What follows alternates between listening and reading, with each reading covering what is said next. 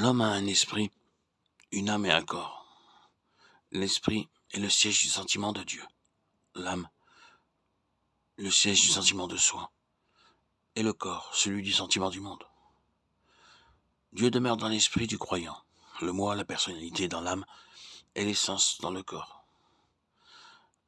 La distinction à faire entre l'âme et l'esprit est de la plus grande importance, puisque lorsqu'elle est ignorée, le diable peut séduire et entraîner à l'erreur même les enfants de Dieu.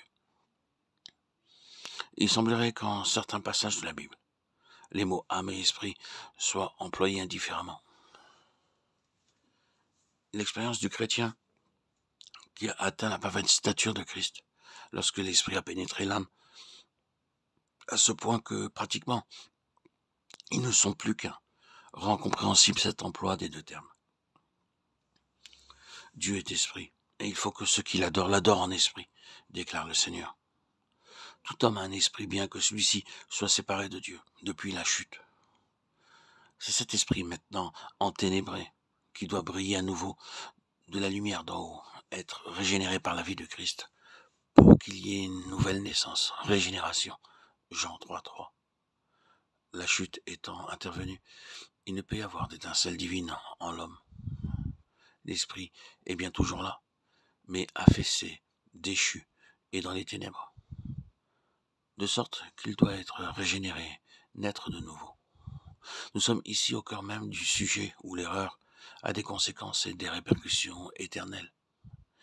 L'effet de la chute et de la nouvelle naissance nécessaire, nouvelle naissance rendue possible par la mort de Christ en faveur du pécheur, ne peuvent être considérés comme un point secondaire de doctrine, sur lesquels chacun peut opiner librement, accepter ou rejeter.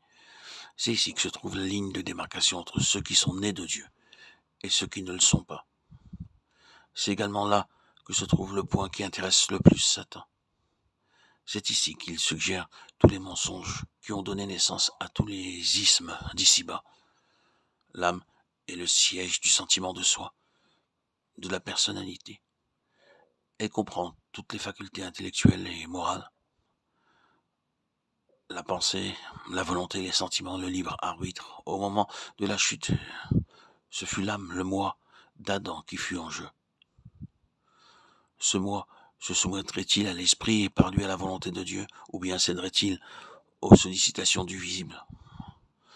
En se refusant de suivre la loi de l'esprit, l'âme devint l'esclave du corps. Et c'est parce que l'âme était tombée sous la puissance de la chair que Dieu déclara au sujet de l'homme, peu de temps avant d'envoyer les eaux du déluge, il n'est que chair. Désormais, l'âme aussi avec toutes ses facultés était devenue charnelle. Et l'Éternel vit que toute l'imagination des pensées du cœur de l'homme n'était que mauvaise en tout temps. Genèse 6:5.